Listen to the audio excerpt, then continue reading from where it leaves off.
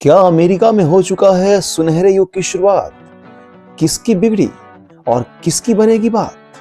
जी हां, अमेरिका के 47वें राष्ट्रपति के रूप में डोनाल्ड ट्रंप ने ली है शपथ और उनके शपथ लेने के बाद ही उन्होंने ऐसे ऐसे कई सारे ऐतिहासिक फैसले ले डाले जिससे देश दुनिया के लोग ताज्जुब में पड़ गए। किसी का कहना है कि ये एक सुनहरे युग की शुरुआत है, तो कोई कहती है कि ये डरने की बात है। अब भाई किसके लिए कौन सी बात अच्छी है, कौन सी खराब? आप भी जानकर हो जाएंगे अचंभित कि डोनाल्ड ट्रंप राष्ट्रपति बनने के साथ ही कौन कौन से बड़े फैसले ले डाले हैं। चलिए शुरू करते हैं। मैक्सिको बॉर्डर पर लगाई गई है इमरजेंसी, यानी कि ये है नेशनल इमरजेंसी जो अवैध घुसपैठ को रोकने के लिए लगाया गया। आपको बता दें कि हर साल लाखों माइग्रेंट्स अमेरिका में मैक्सिको के रास्ते घुसपैठ किया करते थे, इसलिए उस जगह पर अमेरिका ने सेना लगा करके इसे रोकने की बात कही है और उन्हें चुन चुन कर बाहर निकालने की भी बात की गई है। तो ये है सबसे बड़ा फैसला नंबर 1। दूसरा कि अब अमेरिका में थर्ड जेंडर नहीं होगा। जी हाँ, जहां एक तरफ पूरी दुनिया समलैंगिक या फिर ट्रांसजेंडर को लेकर के बहुत ज्यादा लिबरल होने लगी है, तो वहीं दूसरी तरफ अमेरिका ने चौंकाने वाला फैसला किया है कि वहां पर मेल और फीमेल सिर्फ 2 ही जेंडर होंगे, ये अब थर्ड जेंडर नहीं हो सकता।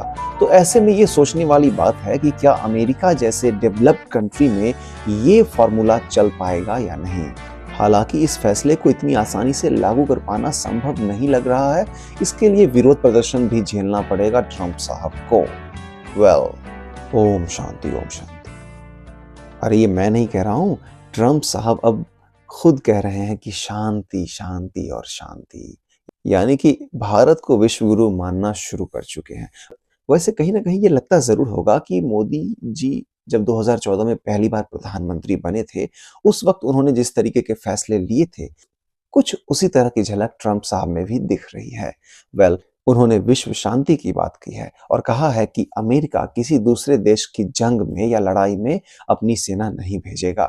साथ ही साथ उन्होंने पूर्व राष्ट्रपति जो बाइडेन को भी फटकार लगाई और कहा कि आपने रूस यूक्रेन युद्ध में यूक्रेन की मदद करके क्या कर लिया? आपने पानी की तरह पैसे और सेना के खून दोनों बहाए हैं। तो ये भी एक बहुत बड़ी बात है, क्योंकि ट्रंप पिछली बार जब राष्ट्रपति थे तो वो काफी ज्यादा अग्रेसिव लग रहे थे। इस बार थोड़ा सा उन्होंने जो अपनी इंटरनेशनल डिप्लोमेसी है उसको थोड़ा सा चेंज जरूर किया है। तो देखना होगा कि इसका क्या असर पड़ता है पूरे देश पर। ड्रिल बेबी ड्रिल, यानी कि ऑयल के क्षेत्र में अमेरिका अब बहुत ज्यादा न्यूट्रल होने जा रहा है और वो चाहता है कि उसके तेल खनिज उत्पाद पूरे देश में एक्सपोर्ट किए जाएं। ये खबर इंडिया के लिए काफी अच्छी हो सकती है, क्योंकि अमेरिका से तेल मिलने से इंडिया में इसकी कीमत में कुछ ना कुछ कमी जरूर देखने को मिलेगी और ये एक राहत की बात होगी। लेकिन राहत की बात जो नहीं है वो ये है कि इसके अलावा ट्रंप ने फैसला लिया है कि टैक्स और टैरिफ दूसरे देशों के लिए बढ़ा दिए जाएंगे। तो वैसे में इंडिया के लिए ये मुश्किल हो सकता है कि यहां से जो एक्सपोर्ट किया जाएगा उस पर टैरिफ ज्यादा लग सकता है। बहरहाल हम भी चाणक्य के चेले हैं, इतनी आसानी से अमेरिका को निगोशिएट तो करने नहीं देने वाले हैं। देखते हैं कि इस पर भी भारत क्या तोड़ निकालती है।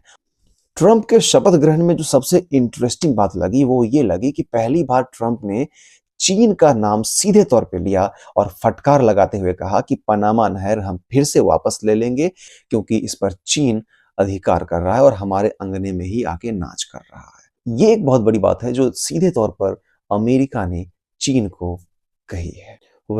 ये तो अब शुरुआत है। देखते हैं कि अगले 4 साल में डोनाल्ड ट्रंप कौन कौन से नए नए गुल खिलाते हैं और किस तरीके से चीजों को आगे ले जाते हैं।